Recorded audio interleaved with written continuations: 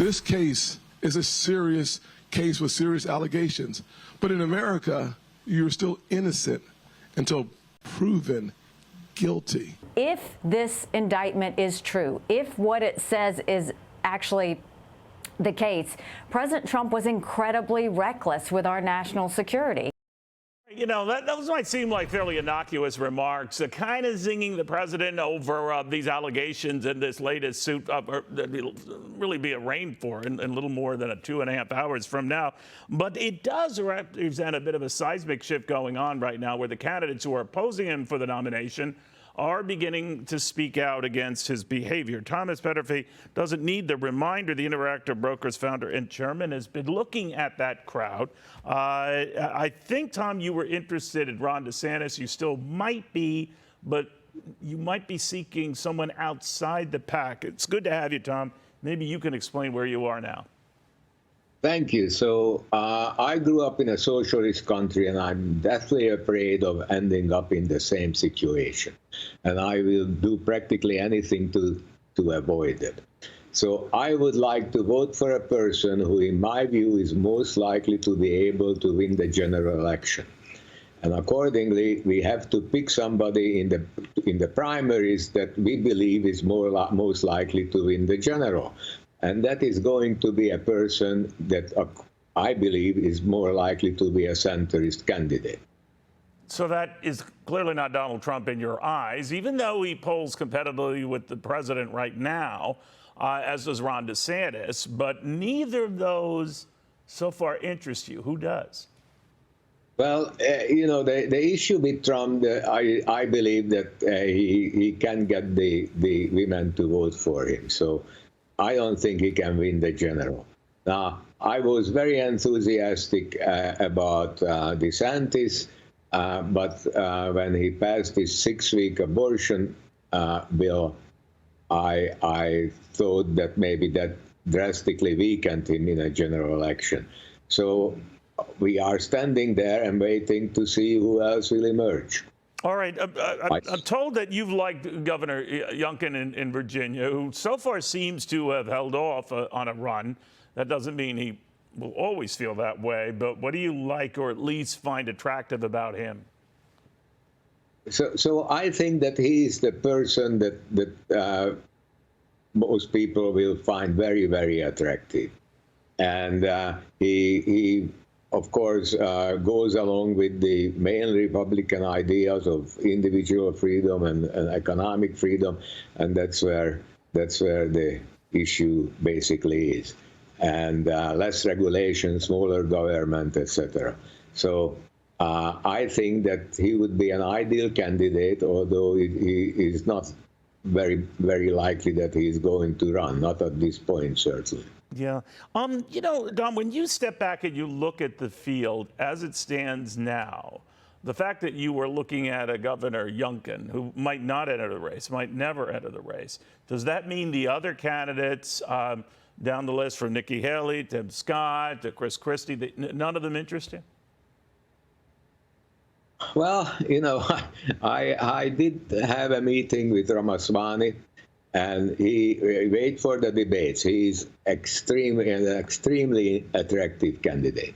You're talking to Vivek Ramaswamy. He's 37 years young, multimillionaire. Yes. He's very fast on his feet. He has a couple of views that kind of alarm people, as well as this notion he's among a couple of candidates who say they would pardon Donald Trump if they ever got in the White House themselves. What do you make of that?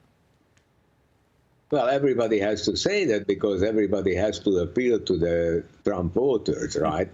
Otherwise, you can't win the primary. You're very perceptive. Let me ask you, Tom, stepping back, when I talk to Biden folks, they point even now to this inflation report that shows inflation coming down, I believe, the 11th straight month, and that it's half what it was. Still, you know, expensive out there for buying things, but not nearly as much. And they also point to improvement on the jobs front. And they think this is going to be like a slow cooker, the full fruits of that are going to be obvious around election time. And that is what will lead to a Democratic victory, regardless of what all these Republicans are saying. What do you think? Well, I doubt that, because I think that the mounting deficits are going to create further pressure on inflation and interest rates. So I do not see the economy reversing in that sense.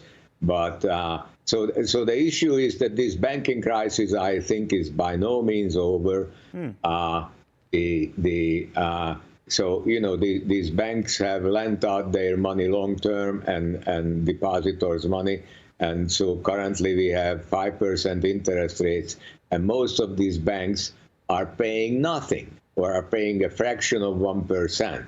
So as long as people are willing to sit there and take that, yes, the banking crisis is over.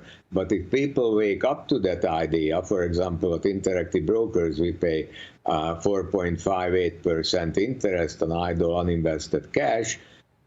So if people wake up to that money is going to come out of bank deposits and is going to go into money. No, then they're in a world of hurt. And you're right. A lot of people are seeking out not only what Interbank does, but Apple now has this a savings account. They're paying, what, 4.15% of it. So there are alternatives out there in internet land, and maybe not enough Americans have taken advantage of that. But your argument is that as that migration continues, banks, the big money banks, for example, that had dodged the bullet that the small and regional banks have had to deal with, they could be looking at some problems. Is that what you're saying?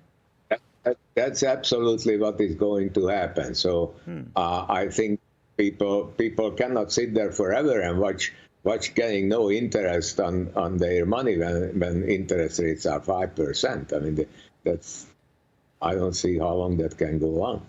Could I ask you just a big market question? I mean, you made your fortune zigging while others zag, or running to the contrarian point of view when everyone else was in one camp. The latest camp seems to be that this market has climbed an incredible wall of worry, and it's been the most shamed and sort of bashed bull market, at least in my memory of late, and that, you know, people don't believe what's going on and how long it can go on. But yet I talk to people like Ken Fisher and others who say that it can go on and that this is real and it has substance and it can be sustained. Where are you on this?